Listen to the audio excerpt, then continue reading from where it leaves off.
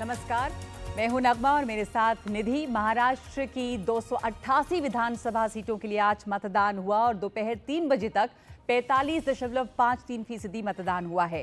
Polling booths पर हर तरह के इंतजाम पूरे किए गए। महायुति और महाअघाड़ी के बीच कड़ी टक्कर है। बिल्कुल, बारामती में शरद पवार, अजीत पवार और सुप्रिया सुले ने वोट डाला है। महाराष्ट्र के मुख्यमंत्री एकनाथ शिंदे और उप मुख्यमंत्री देवेंद्र फडणवीस, ये तस्वीरें आप चार देख रहे हैं। उद्धव ठाकरे, राज ठाकरे, सभी बड़े नेता वोट डालने आज पहुंचे। नागपुर में हम देख सकते हैं किस तरह से संघ प्रमुख मोहन भागवत ने मतदान किया। इसके साथ ही मुंबई में वोट डालने के लिए बॉलीवुड की अब ये बड़े नेता हमने देखा, तो अब दिखाएंगे जो फिल्म अभिनेता अभिनेत्री जी वो भी पहुंचे हुए। तमाम लोगों की तस्वीरें आप देख रहे हैं। शरद पवार हैं, सुप्रिया सुले, अजीत पवार, इन सभी लोगों ने वोट डाला है। और उसके बाद ये देखिए, आप यहाँ पे गुलजार साहब को देख सकते हैं। गुलजार साहब के साथ उनकी बेटी बोस्की हैं मौजूद।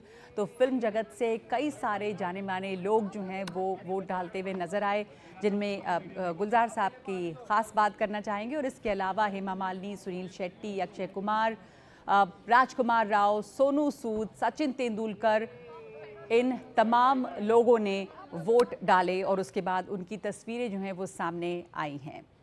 आइए सुन लेते हैं बड़े जो नेता हैं इन सब ने क्या कहा है आज, और जो अभिनेता अभिनेत्री पहुंचे क्या कहना रहा उनका आज। देखिए, मुद्दे जो हैं वो तो बहुत वाज़ेह हैं और बहुत साफ हैं और बहुत क्लियर हैं आम आदमी के लिए भी। सिर्फ एक ये कि वो अब गुस्ताखी ना अगर समझें तो वो जो बहुत ग्लैमरस गिफ्ट्स दिखाए जा रहे हैं ना कॉमन मैन को, तो वो कोई धनतेरस का दिन लगता है कि भाई ये भी मिलेगा, ये भी मिलेगा, ये वोट के लिए नहीं।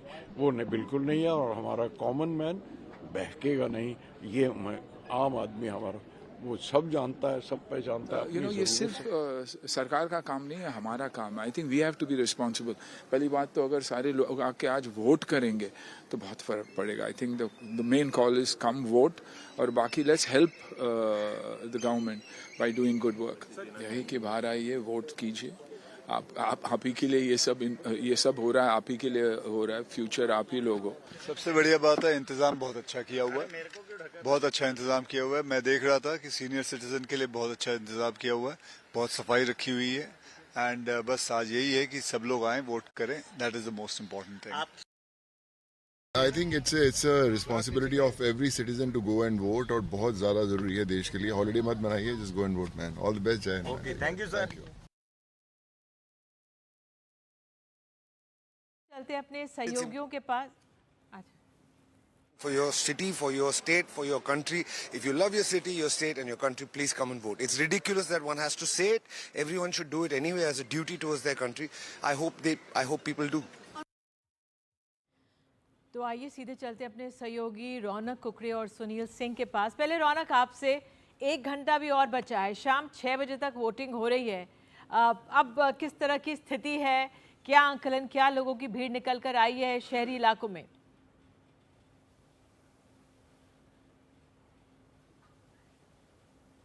जानकारी देना चाहता हूँ। दरअसल 2019 में 47% 6 बजे तक मतदान जो है वो मुंबई में हुआ था।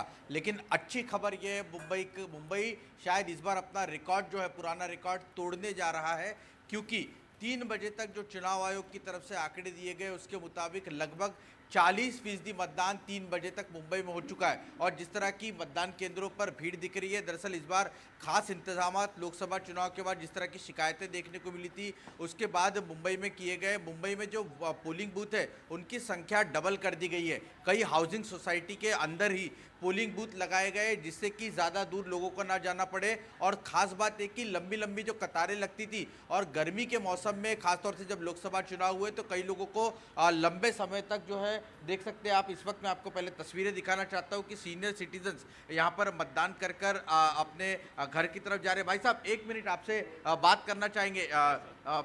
1 मिनट हम मेरे कैमरा पर्सन से मैं कहूँगा, रिक्वेस्ट करूँ। अच्छा ठीक है, वो जाना चाह रहे हैं, लेकिन आप देख सकते हैं यहाँ पर कि काफ़ी बड़ी संख्या में लोग जो है वो घर से बाहर निकल रहे हैं। अच्छी बात है, मुंबई के लिए खास तौर से अच्छी बात है, क्योंकि लगातार ये कहा जाता रहा है कि मुंबई मतदान के दिन ज़्यादा बाहर नहीं निकलती है, ये मुंबई पर लगातार आरोप लगता रहा है। लेकिन इस बार मैं ये कह सकता हूँ, जिस तरह के आंकड़े 3 बजे तक के मैं देख पा रहा हूँ, उससे मुझे लग रहा है कि 47% जो पिछली बार हुआ था वो रिकॉर्ड तो निश्चित तौर पर 6 बजे के बाद टूट जाएगा। लेकिन पूरे महाराष्ट्र की अगर बात की जाए तो ग्रामीण इलाकों में अच्छी खासी संख्या में मतदान देखने को मिल रहा है। कुछ एक जगहों से छिटपुट हिंसा की खबरें सामने निकल कर आ रही है, लेकिन ईवीएम खराब होने की जो अमूमन तौर पर खबरें आती रहती है, वैसी बहुत ज़्यादा खबरें इस बार के चुनाव में सामने निकल कर नहीं आई है। जी, तो जितेंद्र और सुनील भी हमारे साथ जुड़े हैं। सुनील बीड से हैं, जितेंद्र बारामती में मौजूद हैं। आप जितेंद्र, आपके पास पहले आओ। बारामती की लड़ाई बहुत दिलचस्प रही और फैमिलीज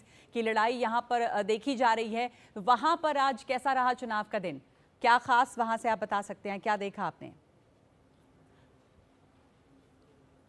नगमा, देखिए, सुबह से मैं तमाम पोलिंग स्टेशंस पर जा रहा था और सुबह अच्छा खासा उत्साह मतदाताओं के बीच नज़र आ रहा था। कई मतदान केंद्रों पर सुबह 7 बजे जब मतदान शुरू हुआ उसके पहले ही लंबी लंबी कतारें दिखने लग गई थी, लेकिन दोपहर होते होते काफ़ी कम भीड़ हो गई और कई मतदान केंद्रों पर तो इक्का दुक्का लोग ही नज़र आ रहे थे। काफ़ी सन्नाटा पसरा हुआ था वहाँ पर। और जो लेटेस्ट आंकड़ा हमारे पास में 3 बजे का है वो 43% का है कि बारामती में 43% तक मतदान अब तक हुआ है। लेकिन उसके बाद जैसे जैसे शाम करीब आ रही है और मतदान खत्म होने का वक्त आ रहा है, आखिर का 1 घंटा बचा है, हम देख रहे हैं कि मतदान केंद्रों पर फिर से एक बार मतदाताओं की भीड़ आनी शुरू हो गई है और फिर से एक बार मतदाताओं का उत्साह नजर आ रहा है। तो उम्मीद ये जताई जा रही है कि 6 बजे जब मतदान खत्म होगा और उसके 1-1.5 घंटे बाद जब आंकड़े आएंगे तो हो सकता है कि 55-60% तक जो है कुल मतदान बारामती में हो जाए। तो ये तो एक मतदान के आंकड़े की बात रही। लेकिन अगर मैं यहाँ के कॉन्टेस्ट की बात करूं तो देखिए, एक फ्रेंच शब्द है डेजावू। तो यहाँ उसका मतलब ये होता है कि पहले भी देखा हुआ। तो यहाँ पर बीते 5 महीनों में 2 बार ऐसा हो रहा है कि बारामती के मतदाताओं को पवार परिवार के ही 2 सदस्यों के बीच अपना चुनाव करना पड़ रहा है। नगमा, आपको याद होगा कि लोकसभा चुनाव में भी पवार परिवार के 2 सदस्यों के बीच ही मुकाबला हुआ था। एक तरफ सुप्रिया सुले थी, शरद पवार की बेटी, और दूसरी तरफ अजीत पवार की पत्नी थी सुनेत्रा पवार। तो उस मुकाबले में सुप्रिया सुले की जीत हुई थी। अब विधानसभा चुनाव में भी कुछ ऐसा ही हो रहा है। एक ही परिवार के 2 सदस्य हैं। एक तरफ हैं सिटिंग एमएलए अजीत पवार जो कि 7 बार यहां से चुनाव जीत चुके हैं, तो दूसरी तरफ योगेंद्र पवार हैं जो कि उनके अपने ही भतीजे हैं और जो पहली बार यहां पर चुनाव लड़ रहे हैं। तो दोनों तरफ मुकाबला कांटे का है, वो इसलिए क्योंकि अजीत पवार जहां पर हवाला दे रहे हैं कि उन्होंने इतने सालों में 1991 से लेकर अब तक वो यहां के विधायक रहे हैं, उन्होंने बारामती का जो कायाकल्प किया है उसका हवाला दे रहे हैं। तो वहीं दूसरी तरफ योगेंद्र पवार का यह कहना है कि उनके ऊपर शरद पवार का हाथ है और बारामती की जनता उसी का साथ देती है, शरद पवार जिस तरफ होते हैं। तो ऐसे में जब पार्टी दोफाड़ हुई तो योगेंद्र पवार ने शरद पवार के साथ जाने का निर्णय लिया। तो ऐसे में यहाँ पर मुकाबला जो है काफ़ी कड़ा हो गया है इन दोनों धड़ों के बीच। अच्छा, आज जब दोनों ही उम्मीदवारों ने अपना मतदान कर दिया उसके बाद ये बारामती के अलग अलग इलाकों में घूमने के लिए निकले, लोगों से मुलाकात करने के लिए निकले, उनसे आग्रह करने के लिए निकले कि आप घर से निकलिए और मतदान कीजिए। उसी दौरान ये खबर आई कि जो शर्मिला पवार हैं, योगेंद्र पवार की मां, उन्होंने आरोप लगाया कि जो अजीत पवार के कार्यकर्ता हैं वो शरद पवार की पार्टी के कार्यकर्ताओं को डरा धमका रहे हैं, उनको जान से मारने की धमकी दे रहे हैं और कई जगह पर जो घड़ी चुनाव चिन्ह है उसकी पर्चियां बांटी जा रही हैं, अजीत पवार की पार्टी का जो घड़ी चुनाव चिन्ह है। तो इसको लेकर काफी बवाल मच गया था। खास करके यहाँ एक भिगवान चौक नाम का इलाका है, वहां पर मामला तनावपूर्ण हो गया था। लेकिन उसके बाद अजीत पवार वहां पर पहुंचे और उन्होंने कहा कि ये आरोप पूरी तरह से गलत है कि हमारे लोग किसी को डरा धमका रहे हैं। पूरी तरह से शांतिपूर्ण तरीके से हमने चुनाव प्रचार किया है और आज भी हम शांति के साथ अपना काम कर रहे हैं और ऐसे में इस तरह का आरोप लगाना तो यहाँ पे बारामती में दोनों परिवारों के बीच लड़ाई पहले भी देखी गई, इस बार भी देखी जा रही है। ये बहुत महत्वपूर्ण है नगमा, जो अभी जितेंद्र हमें बता रहे थे कि क्योंकि एक ही परिवार से लोग हैं और आरोप प्रत्यारोप। वरिष्ठ पत्रकार नीरजा चौधरी हमारे साथ मौजूद हैं। सुनील, आपके पास आएंगे भीड़ में, लेकिन नीरजा जी आप सुन रही हैं, आपने देखा कि आपने खुद लिखे अनेक लेख महाराष्ट्र में जिस तरह से चुनाव हो रहे हैं और अभी जितेंद्र जिस तरह से बता रहे थे अजीत पवार गुट और शरद पवार गुट के बीच इस तरह की धमकियां एक दूसरे को, आपका क्या असेसमेंट है? क्योंकि यहाँ पे प्रतिष्ठा एक तरह से दाव पर लगी हुई है पवार परिवार की ही। बिल्कुल, और पवार परिवार की ही नहीं, एनसीपी का टूटन हुआ है वो हम जानते हैं और स्प्लिट के बाद शिवसेना और एनसीपी में जो हुआ था 22 में शिवसेना में, 23 में एनसीपी में, उसके बाद ये पहला इलेक्शन है। तो ये भी लोग देखेंगे कि असली रिप्रेजेंटेटिव सेना का कौन है, असली रिप्रेजेंटेटिव एनसीपी का कौन है। पर ये लड़ाई परिवारों के बीच में चली गई है और बहुत कटु लड़ाई हो गई है, क्योंकि पवार परिवार हर साल दिवाली पे इकट्ठे होते हैं, चाहे जिस दुनिया के कोने में हो पूरा परिवार आता है, और चाहे जो भी पॉलिटिकल डिफरेंसेस हों। इस साल वो नहीं हुआ है जो कहा जाता है। तो बिल्कुल ही डिवीजन हो गया है परिवारों में और पार्टीज के बीच में। तो है कोलिशंस बन गई हैं, इतनी पार्टियां मुझे नहीं याद आ रहा महाराष्ट्र में लड़ाई में इस तरह से उतरी हूँ। तो परिवारों की लड़ाई जो है वो एक बार फिर से यहाँ पर हावी है। हमारे साथ और भी मेहमान जुड़े हुए हैं। राजेंद्र तिवारी जुड़ गए हमारे साथ, वरिष्ठ पत्रकार रोहन गुप्ता हैं, बीजेपी प्रवक्ता, और अभय दुबे हैं, कांग्रेस प्रवक्ता, इस वक्त हमारे साथ जुड़े हुए। लेकिन पहले हम अपने सहयोगी सुनील के पास चलते हैं। सुनील बीड़ में मौजूद हैं। सुनील सिंह बीड़ में हैं, तो जैसे यहाँ पर जितेंद्र बता रहे थे कि परिवारों की लड़ाई हावी है, लेकिन इस वक्त बीड़ से आप क्या बता सकते हैं खास, यहाँ की क्या खासियत रही आज वोटिंग की, और चुनावों में क्या खास था यहाँ? और निधि देखिए, बात परिवार से हुई है तो मैं एक कहना चाहूँगा, बारामती से ठीक विपरीत यहाँ पर परली में देखने को मिल रहा है। बारामती में जहाँ पवार परिवार में विघटन हुआ, वहीं ये परली में मुंडे परिवार जो अलग था वो एक हो गया। इस जो पार्टियां टूटी उसका नतीजा ये हुआ कि पंकजा मुंडे और धनंजय मुंडे जो आपस में एक दूसरे को देखते भी नहीं थे और दोनों की लड़ाई हुआ करती थी, इस बार दोनों साथ में हैं महायुति में।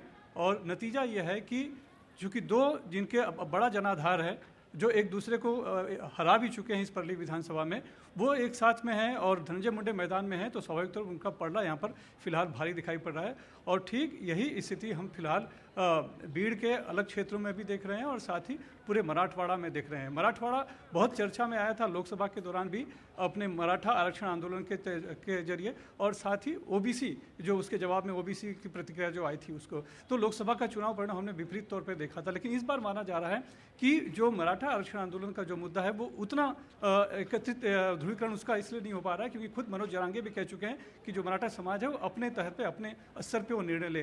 तो ये वो जो है मराठा जो एकमुश्त जो महायुति के खिलाफ पड़ा था पिछली बार, ऐसा लग रहा है कि वो अलग अलग अपनी पसंद से जा रहे हैं और जिसका फायदा कहीं ना कहीं यहाँ महायुति को मिलता हुआ दिख रहा है। और दूसरी बात, ओबीसी जो हैं वो अभी भी एकत्रित हैं, तो उसका फायदा भी महायुति को यहाँ पर मिलते हुए फिलहाल यहाँ पर दिखाई पड़ रहा है। बहरहाल मैं यहाँ पे कई जगहों पे घूमा, ये जरूर है कि जितना ही शांतिपूर्ण तरीके से मुंबई में चुनाव हो जाता है या दूसरे जगहों पे, यहाँ पे कई खबरें झड़प की आई हैं, जैसे कि यहाँ कंदनूर एक मतदान केंद्र, वहाँ पर घुसकर लोगों ने पूरा चुनाव प्रक्रिया ही ठप कर दी थी। हालांकि 2 घंटे के बाद फिर से वहाँ पे चुनाव प्रक्रिया शुरू हो पाई।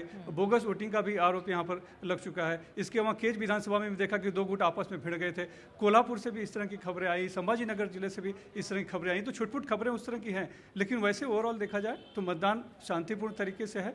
और जैसे जैसे दिन खत्म हो रहा है वैसे वैसे समय चूँकि कम हो रहा है, तो लोगों की संख्या अब वो मतदाताओं की बढ़ती जा रही है। सुबह हमने देखा कि बहुत से कम लोग थे जो कि मतदान के लिए निकल पा रहे थे, लेकिन अब जो है देखिए, मैं यहाँ पर पद्मावती इलाका है परली में, जिसके कि जिला परिषद स्कूल में हूँ, और अब यहाँ पर लोगों की जो है संख्या लगातार बढ़ती चली जा रही है। इसके पहले मैं अन्नाभाऊ साठे नगर में था, तो वहाँ बड़ी संख्या में महिलाएं निकली थी जो कि घंटों से कतार में खड़ी थी और वो अपने मतदान का इस्तेमाल करना चाह रही थी। मुद्दा लोगों का जो है वो बहुत ज़्यादा यहाँ पर नहीं है, पारदर्शिता, विकास और डीएम यानी कि धनंजय मुंडे। चलिए, आते रहेंगे आपके पास। धन्यवाद इन तस्वीरों के लिए कि शाम के अब 5:30 बजने को हैं और किस तरह से लोग जो हैं अभी भी कतारों में पहुंचकर अपना वोट जो मताधिकार है उसका प्रयोग कर रहे हैं। सीधे चलते हैं, जो हमारे नेता हैं, जो नगमा अभय दुबे भी कांग्रेस के हमारे पास हैं। अभय जी, मैं आपसे पूछना चाहूँगी, अभी आप हमारे सहयोगियों को सुन रहे थे, अब वो कह रहे थे मराठा आंदोलन वाली बात इतना नहीं चली है। क्या कांग्रेस खेमे में किस तरह से आश्वस्त हैं? क्या मुद्दे जो हैं जो कांग्रेस सामने रखना चाह रही थी, विपक्ष जो सामने रखना चाह रहा था, वो रजिस्टर हुए या नहीं? देखिए, महाराष्ट्र में खोके सरकार का खौफ समाप्त हो रहा है, ये महाराष्ट्र ने दिखा दिया। जिस मराठवाड़ा का जिक्र अभी आपके पत्रकार साथी कर रहे थे, मराठा आरक्षण का प्रभाव कितना होता है ये एक अलग बात है, लेकिन मराठवाड़ा और विदर्भ में सोयाबीन के किसानों को ने बहुत त्राहिमाम किया है। इस सरकार के खिलाफ षड्यंत्र इस सरकार ने उन किसानों के साथ ये किया कि सपोर्ट प्राइस अनाउंस तो कर दिया प्रधानमंत्री जी ने कि हम खरीदेंगे,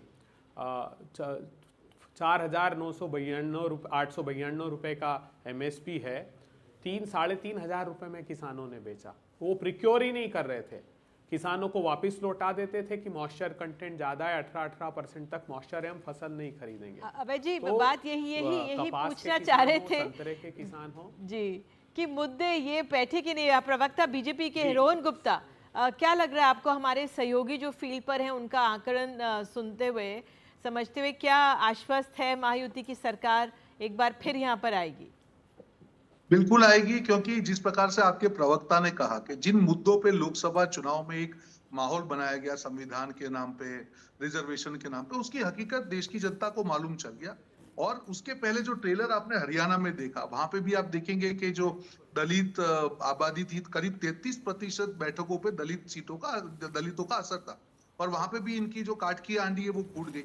तो हकीकत जनता के सामने आ गई कि ये सिर्फ राजनीति कर रहे हैं। और उसके सामने आपने एक बड़ी चीज देखी होगी कि जो प्रधानमंत्री जी ने नारा दिया, एक है तो सेफ है, वो एक पॉजिटिव नारा था, किसी के अगेंस्ट में नहीं था। आज जो अपोजिशन पार्टी, अभय भी हमारे काफी जानकार हैं विषय के, जो बातें करते हैं, उन मुद्दों की जगह पे उनके मुख्य जो नेता है वो एक है तो सेफ के पे जवाब देने पे लग गए। और उन्होंने अदानी की तस्वीर अंदर से निकाली। सेम अदानी तेलंगाना में 100 करोड़ रुपए इनको डोनेशन देते हैं, तो क्या तेलंगाना के अदानी अलग है, महाराष्ट्र के चुनाव में भी और बाकी जगहों में भी मुद्दे हावी रहे हैं, या सिर्फ ये पर्सनालिटीज और फैमिलीज के इर्द गिर्द चुनाव है?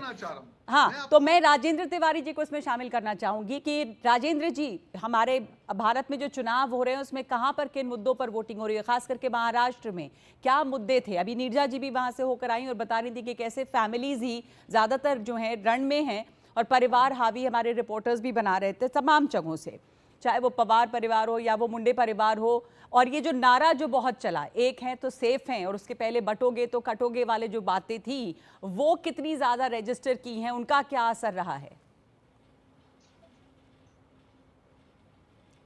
अनम्यूट कीजिए अपने आप को सर जी। परिवार की अगर हम बात करें तो महाराष्ट्र में हर जिले में एक परिवार है, तो वो एक अलग तरह का सिनेरियो है महाराष्ट्र का परिवार को लेकर के। लेकिन जो बात आप कह रही हैं कि कटोगे बटोगे या बटोगे कटोगे और सेफ हैं, ये वाले जो नारे थे, ये नारे मुझे नहीं लगता है कि बहुत ज़्यादा इनका इम्पैक्ट ज़मीन पर हुआ है। और इसकी जगह जो नीरजा जी कह रही हैं उस बात से मैं सहमत हूँ कि जिस तरह की पॉलिटिक्स पिछले 3-4-5 सालों में महाराष्ट्र में सामने आई है, उस पॉलिटिक्स पर मुझे लगता है कि लोगों का वर्डिक्ट आएगा कि इस तरह की पॉलिटिक्स वो स्वीकार करते हैं या नहीं करते हैं। दूसरी बात, लोकल मुद्दे हैं, जैसे अभी किसानों का मुद्दा उठाया, किसानों का मुद्दा है वहाँ पर और बड़े स्तर पर है। दरअसल भारतीय जनता पार्टी की दिक्कत ये है कि उन लोगों ने जो भी बातें उठाई हैं वो बातें अपनी जगह पर फैक्चुअली रिकॉर्ड में तो सही हो सकती हैं, लेकिन ज़मीन पर वो चीज़ें सही नहीं हैं। ये एक बड़ी दिक्कत, ये बड़ा एक तरह से गैप है, और उस गैप को देखना है कि मतदाता किस तरह से लेते हैं, क्या उस पर उनका रिएक्शन आता है अपने वोट में। और जिस तरह का पोलिंग आज दिखाई दी है, उस पोलिंग में मुझे लग रहा है कि लोगों की नाराज़गी है। अब देखना पड़ेगा नाराज़गी महायुति से है कि महाविकास आघाड़ी से है।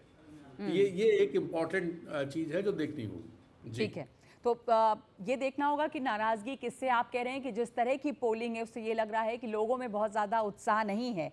निधि, इस पर बातचीत जारी रखेंगे। हमारे साथ और भी सहयोगी हमारे जुड़े हुए हैं, सुजाता हैं, अनुराग हैं, यहाँ स्टूडियो में नीरजा जी हैं, लेकिन इस वक्त एक ब्रेक ले रहे हैं और लौटते हैं हम इन खबरों के साथ।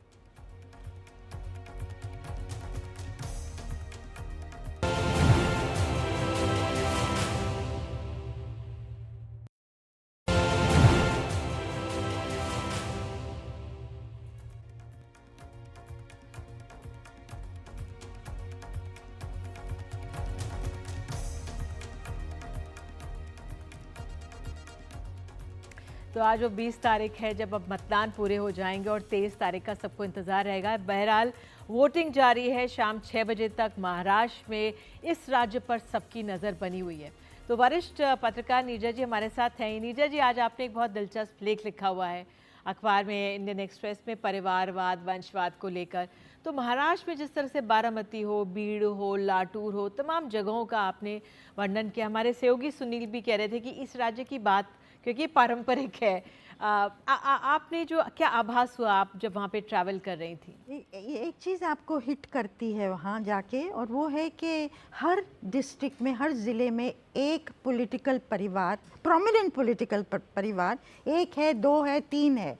तो जितने, जैसा आपके क्या कॉरेस्पेंडेंट कह रहे थे ना, जितने डिस्ट्रिक्ट हैं उतने प्रोमिनेंट परिवार तो है ही महाराष्ट्र में, और समय से चलते आए। उसका कारण भी है कि कोऑपरेटिव काफ़ी स्ट्रॉन्ग रहे हैं, जिनमें ये इन्वॉल्व रहे हैं, शुगर के कोऑपरेटिव, मिल्क के कोऑपरेटिव, बैंक्स के कोऑपरेटिव्स, और फिर एजुकेशनल इंस्टीट्यूशंस। अगर आप बारामती जाइए आप हैरान हो जाएंगे किस तरह के एजुकेशनल इंस्टीट्यूशंस खड़े किए हैं, जहाँ की पूरे एरिया से लोग आते हैं, महिलाएं आती हैं, और तरह तरह की उनकी एजुकेशन है। तो इसकी वजह से एक कम्युनिटी में उन्होंने पकड़ बनाई है इन अ वे, क्योंकि हमारा सिस्टम उस तरह से नहीं डिलीवर करता है, हमारी पॉलिटिकल पार्टीज नहीं रिस्पॉन्सिव हैं, तो ये परिवार उनकी जगह ले लेते हैं। जैसे मिडिल मैन होता है ना, तो आपको सिस्टम से कुछ निकलवाना है तो आप परिवार के पास जाएंगे। इसलिए आप अगर परिवार अपने बेटा बेटी बहू को टिकट देता है और आगे करता है तो लोग इतना रिएक्ट भी नहीं करते, क्योंकि वो पेट्रनेज का जो सिस्टम है उसको खूबी से निभाएंगे बनिस्बत कोई बाहर का बंदा हो। तो ये अलग से ही महाराष्ट्र का सिस्टम है। और परिवार, अब इधर से उधर जो मूवमेंट हुई है ना, अब शिवसेना में कि टूटन हो गई, कुछ इधर चले गए, कुछ उधर चले गए, पवार परिवार में टूटन हो गई, इधर चले गए, उधर चले गए। तो आइडियोलॉजिकली आज सिचुएशन बिल्कुल भी क्लियर नहीं है। ये परिवार हर एक पार्टी में है, और कुछ परिवार में तो हस्बैंड वाइफ एक पार्टी में है, दूसरा दूसरी पार्टी में है, अपना इंटरेस्ट सेफ गार्ड करने के लिए। महाराष्ट्र में तो ये दिखाई दे ही रहा है। ऐसे परिवारवाद की बात करना मेरे ख्याल से बेकार ही होता है। जैसे ये सब मुद्दे उठते हैं ना कि परिवारवाद हावी है, लेकिन एक चीज मैं कहूँ जो मैंने लिखा भी है, कि अगर ये महाराष्ट्र वाला, और हर स्टेट में है, सिर्फ महाराष्ट्र में नहीं, अगर ये ट्रेंड चलता रहा तो हमारी पार्लियामेंट्री डेमोक्रेसी 500 परिवारों तक सीमित हो जाएगी, और वो दिन दूर नहीं है। यही नजर आ रहा है जगह जगह। अक्षत गोयल भी हमारे साथ हैं, पॉलिटिकल एनालिस्ट। अक्षत, जो कह रही हैं नीरजा जी, उससे आप कितने सहमत हैं? और दूसरे कि महाराष्ट्र में आपको क्या लगता है, महाराष्ट्र के चुनाव के लिए आपकी क्या उम्मीद लगती है? अभी तो एग्जिट पोल आने बाकी हैं। तो डेफिनेटली जो ओवरऑल आज से 3-4 महीने पहले किसी ने सोचा भी नहीं था कि हम लोग इस स्टेट के चुनाव के बारे में डिस्कस भी करेंगे। लोकसभा के बाद एनडीए को किसी ने चांस भी नहीं दिया था कि एनडीए अच्छा कर पाएगी, एनडीए जीत पाएगी, टक्कर भी दे पाएगी, ऐसे किसी ने सोचा भी नहीं था। But things changed after Haryana election. कहीं ना कहीं कि लोगों को दिखा, या एनडीए को दिखा कि नहीं, जीत सकते हैं, पॉसिबिलिटी है। तो कहीं ना कहीं कुछ चेंजेस दिखे, और कुछ 3 से 4 प्रमुख फैक्टर्स होंगे जिस पे ओवरऑल महाराष्ट्र का चुनाव डिपेंड करने वाला है। सबसे पहला, जब भी हम लोग महाराष्ट्र की बात करते हैं तो हम लोग बात करते हैं बॉम्बे, थाने, ये सब शहरी क्षेत्र है, बट महाराष्ट्र में काफ़ी अर्बन रूरल डिवाइड है जी। रफली 65% आपका ये वो महाराष्ट्र हो गया, तो बेसिकली वो एक ग्रामीण क्षेत्र आता है। तो एमवीए ने जहाँ जब 2024 चुनाव में अच्छा किया था तो ग्रामीण क्षेत्रों में अच्छा किया था। आपका हो गया ये एरिया मराठवाड़ा, विदर्भा। बिल्कुल, आप ये सही कह रहे हैं कि ग्रामीण इलाका बहुत महत्वपूर्ण है। इसलिए इसी को, समय को देखते हुए हम झारखंड चलते हैं और झारखंड का रुख कर लेते हैं नगमा, क्योंकि झारखंड भी बहुत महत्वपूर्ण है। 38 सीटों के लिए यहाँ पे दूसरे चरण का मतदान हो रहा है, और आखिरी तो 38 सीटों के लिए मतदान हो रहा है। प्रभाकर कुमार हमारे सहयोगी वहाँ पर मौजूद हैं। प्रभाकर, आपसे इस समय वहाँ पर किस तरह से मतदान क्या शाम के 6 बजने वाले ही होंगे कुछ देर में, क्या स्थिति है वहाँ पर, क्या आंकलन इस समय आपका आज? जी देखिए, यहाँ चुनाव जो है वो 5 बजे ख़त्म हो चुका है। झारखंड में, पूरे झारखंड में जो है वो 5 बजे चुनाव ख़त्म हो गया था। जो वोटिंग परसेंटेज की बात है, वो पिछले 1 घंटे पहले जो वोटिंग परसेंटेज बताया जा रहा था वो लगभग 61%, 61% के आसपास बताया जा रहा था। वो मैं उम्मीद कर रहा हूँ कि वो लगभग 65% के आसपास आएगा। अगर इसे आप कंपेयर करें महाराष्ट्र से या मुंबई से तो बहुत ही अच्छा ये परसेंटेज है। मैं जहाँ मौजूद हूँ ये ग्रामीण इलाका है, ये ग्रामीण क्षेत्र है। हमने देखा पूरे झारखंड में कि जो ग्रामीण इलाके हैं वहाँ पे मतदान प्रतिशत जो है वो काफ़ी अच्छा है। 80% तक बहुत सारे बूथों में कतार मकाम वोटिंग होते हुए दिखी और कतार दिखी, लंबी कतारें दिखी महिलाओं की, पुरुषों की, दोनों की। वहीं अगर आप शहरी इलाकों की बात करेंगे तो वहाँ के बूथ खाली थे। तो कुल मिला के इसका जो लब्बो लबाब ये है कि जो शहरी इलाके हैं वो पूरे स्टेट का एवरेज ख़राब करते हैं। जो शहर के वोटर्स हैं वो इसे इतनी गंभीरता से नहीं लेते, उनके लिए आज छुट्टी का दिन होता है और उन्हें लगता नहीं है कि उनकी कोई जिम्मेदारी है इस लोकतंत्र के पर्व की ओर। वही ग्रामीण इलाकों में लोग बढ़ चढ़ के इसमें हिस्सा लेते हैं। जहाँ तक आज का जो वोटिंग हुआ है झारखंड में, जो दूसरे चरण का मतदान है उसकी बात है, तो ये खासा महत्वपूर्ण था। देखिए ये 2 इलाकों में हुआ है, एक कोयलांचल का इलाका है और दूसरा जो है वो दुमका साहिबगंज का इलाका है, जिससे आप जो वो पूरा बेल्ट है और वो बेल्ट जो है वो आदिवासी बहुल क्षेत्र है। वो जो पूरा बेल्ट है वो आदिवासी बहुल क्षेत्र है और वहीं से जेएमएम पॉलिटिकल पार्टी का जन्म हुआ है। वहीं से शिबू सोरेन ने अपनी राजनीति शुरू की और हेमंत सोरेन आज के दिन में उसी इलाके से जो है वो पूरी राजनीति करते हैं। बीजेपी ने पूरी कोशिश की कि इस बार उनके ट्राइबल वोट बैंक में, जो आदिवासी वोट बैंक है, उसमें सेंध लगाया जाए। आपने देखा बांग्लादेशी का मुद्दा उठाया गया, इलीगल इन्फिल्ट्रेशन का मुद्दा उठाया गया और अगर वो ज़मीन पर गया है तो इस बार जेएमएम को नुकसान होगा। तो ये जो चरण आज हुआ है दिलचस्प इस मामले में है कि देखना होगा कि क्या बीजेपी ट्राइबल वोट्स अपने फेवर में ले पाई है, क्या उसमें डेंट वो लगा पाई है और वो हुआ है कि नहीं हुआ है, वो आज के दिन ही आपको दिखेगा। जो वो पूरा दुमका का जो इलाका है, जो पूरा दुमका साहिबगंज पाकुड़ गोड्डा का जो पूरा इलाका है, उस इलाके में आपको दिखेगा। जी, जैसा आप कह रहे हैं कि बीजेपी ने उस ट्राइबल वोट में भी सेंध लगाने की कोशिश की है, जैसे गोगो दीदी योजना जो थी उससे कहा जा रहा था कि महिलाओं को काफ़ी ज़्यादा वो साथ लाने की कोशिश कर रहे हैं। तो प्रभाकर, ये सब चीज़ें क्या ज़मीन पर दिखाई दी कि इनसे कुछ फर्क पड़ा है? महिलाओं की तादाद वोटर्स की काफ़ी ज़्यादा भी रही है हर जगह पे। जी बिल्कुल, महिलाओं की तादाद खासकर ग्रामीण इलाकों में बहुत ही अच्छी थी और अगर आप महिलाओं की बात करेंगे तो दोनों पक्ष, चाहे आप एनडीए की बात करें या इंडिया ब्लॉक की बात करें, दोनों ने महिलाओं को लुभाने की कोशिश की। सबसे पहला जो उन्होंने डोरे डाले वो आदिवासियों पर डाले, दूसरा महिलाओं पे और तीसरा यूथ पे। महिलाओं को अगर आप देखेंगे तो जो मैया सम्मान योजना है, जो जेएमएम की योजना है, जिसमें 1000 रुपये का उनको मंथली स्टाइपेंड दिया जाता है, उसके उत्तर में बीजेपी ने जो अनाउंस किया वो गोगो दीदी योजना है, जिसमें उन्होंने कहा कि हम 2000 रुपये प्रति माह देंगे। और अब जो है जेएमएम ने बोला है कि जो हम मैया सम्मान योजना में जो आपको 1000 रुपये दे रहे हैं उसे बढ़ा के हम 2500 करने जा रहे हैं प्रति माह।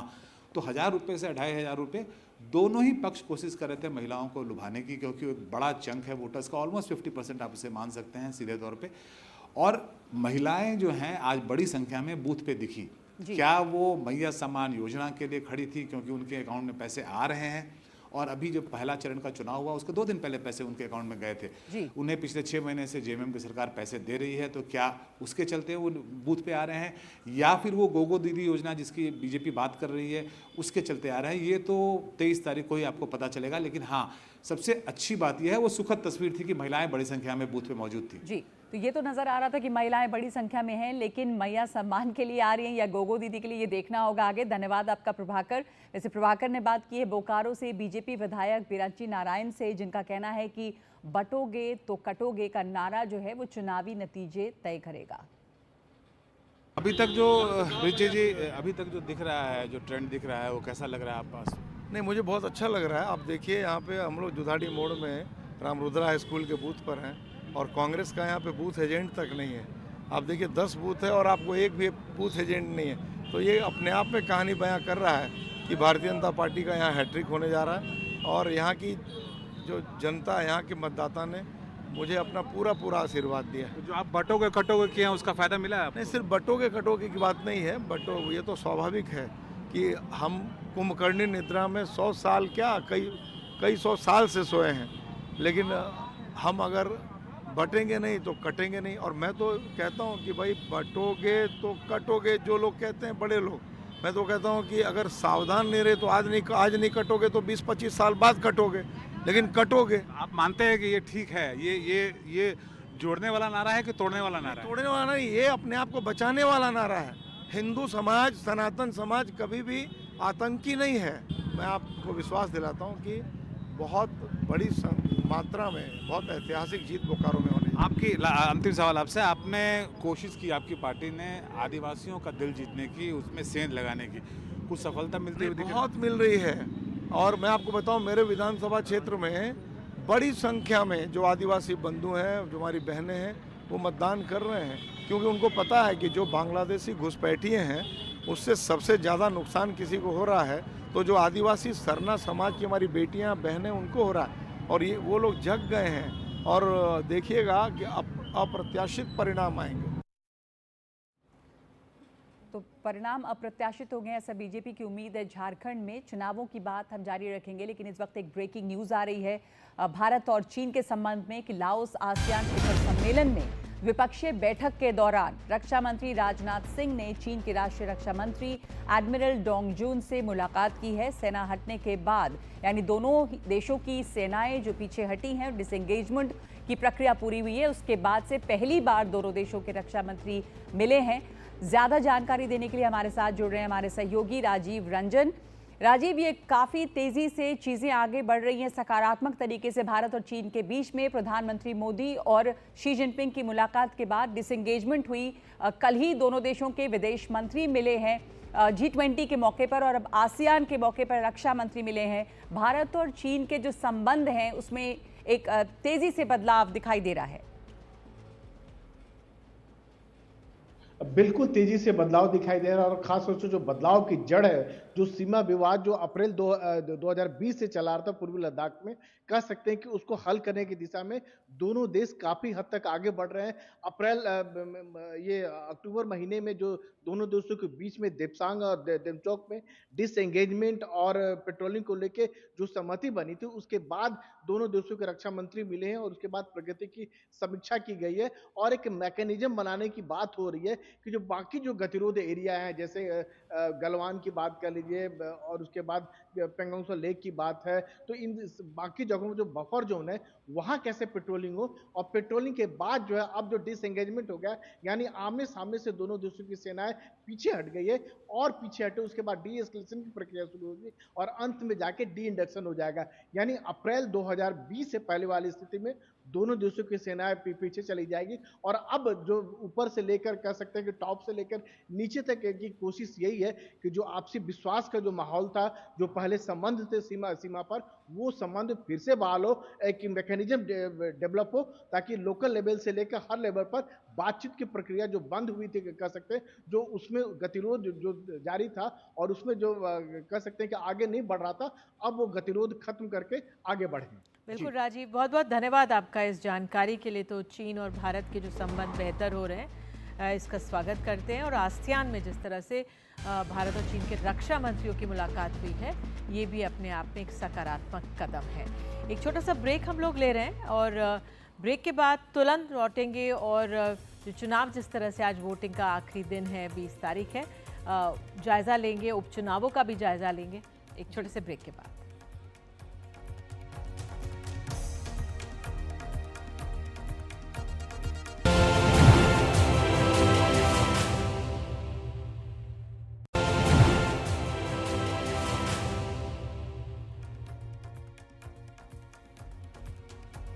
तो महाराष्ट्र और झारखंड पर के चुनावी नतीजों पर देख रहे हैं हमारे विशेष कवरेज आप। झारखंड में बताया जा रहा है कि अब तक 67.59% चुनाव हुए हैं, तो वोटिंग हुई है। तो यहाँ पे अक्षत हमारे साथ हैं और नीरजा जी, जो महाराष्ट्र में नजर नहीं आया, बहुत ज़्यादा वोटिंग परसेंटेज नहीं है, लेकिन झारखंड में वोटिंग परसेंटेज अच्छी है।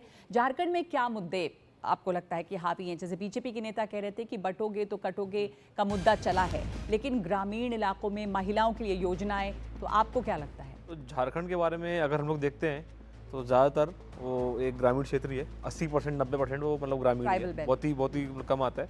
तो झारखंड जो सबसे मेन चला है वो चला है आदिवासी अस्मिता, कि हेमंत सोरेन जी को अरेस्ट किया गया, सीएम शिप से हटाया गया, फिर चंपई सोरेन सीएम बने, फिर वो बीजेपी में चले गए, तो कहीं ना कहीं एक आदिवासी का सेंटीमेंट हर्ट हुआ है। आप इतना नहीं करते तो कहीं ना कहीं एक पोलराइजेशन देखने को मिलेगा, जो हम लोग को 2024 लोकसभा के टाइम देखने को मिला था, और एनडीए अलायंस सारी की सारी आदिवासी वाली सीटें हार कर आ गया था। लेकिन जो आदिवासियों को अपनी तरफ खींचने की कोशिश दोनों पार्टियों ने की, वो कामयाब होते हुए नजर आती है आपको?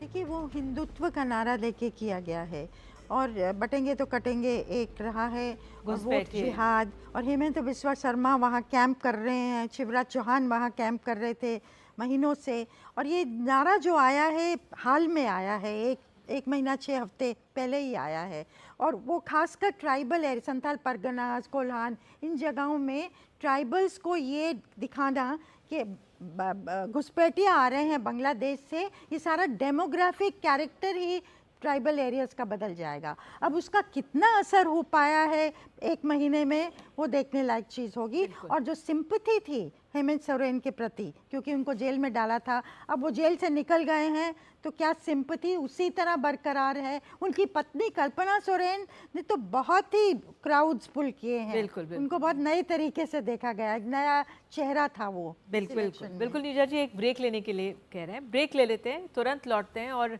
उपचुनाव जो उत्तर प्रदेश में और जो अन्य राज्यों में हुए हैं उनका रुख करेंगे एक छोटे से ब्रेक के बाद।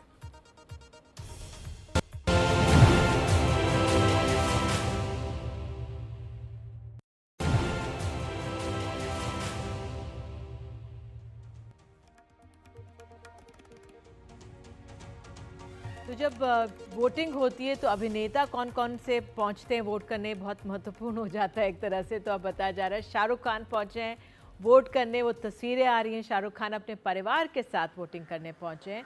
और हमारे नेतागण, हम हमेशा से ये और अभिनेता नेता सब ये संदेश देने की कोशिश करते हैं कि लोकतंत्र की मजबूती के लिए वोट करना बेहद महत्वपूर्ण है। तो शाहरुख खान अपने बेटे आर्यन के साथ यहाँ पर वोट करते हुए नजर आ रहे हैं।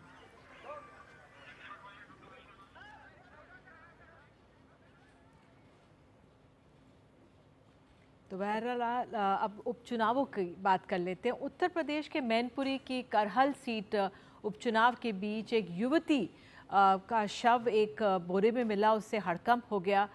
परिवार बेहद चिंताजनक हालत में था कि ये क्यों हुआ।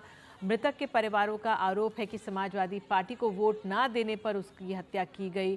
परिजनों का कहना है कि युवती बीजेपी को वोट देना चाहती थी। बहरहाल ये तमाम बातें हैं। एक और तस्वीर भी सामने आई जहाँ पर एक और जगह से जहाँ पे बैरिकेड्स लगाए गए, आईडीज़ चेक की जा रही थी। फिर चुनाव आयोग को जाकर, ये मीरापुर सीट की बात हो रही है, मुजफ्फरनगर के मीरापुर में उपचुनाव हुआ और चुनाव आयोग ने इसका संज्ञान लिया। नगमा और 7 पुलिस वालों को वहाँ पे भी कार्रवाई की गई। काफ़ी हंगामा हुआ है मतदान के दौरान और वहाँ की ककरौली में भीड़ ने पथराव किया, जिसके बाद पुलिस ने हंगामा कर रही भीड़ को दौड़ाया है। तनाव को देखते हुए भारी पुलिस बल के साथ एसएसपी मौके पर मौजूद रहे।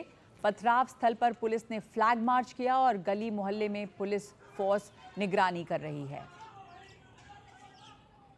और बता रहे हैं जिस तरह से कि गाजियाबाद में 33% ही मतदान हुआ है और गढ़चिरौली में अगर महाराष्ट्र की बात करें तो करीब 70% मतदान हुआ है। तो ये हम देख सकते हैं हमारे लोकतंत्र में किस तरह से निकल कर भी लोग वोट करने आते हैं और कहीं पे रह भी जाते हैं। शहरी इलाकों में कम और ग्रामीण इलाकों में ज़्यादा, ट्राइबल इलाकों में ज़्यादा नज़र आया है। धन्यवाद आप दोनों का, अक्षत और नीरज जी, हमारे साथ जुड़ने के लिए। तो चुनाव की खबरें जो जारी रहेंगी, देखते रहिए एनडीटीवी इंडिया। इस वक्त इतना ही।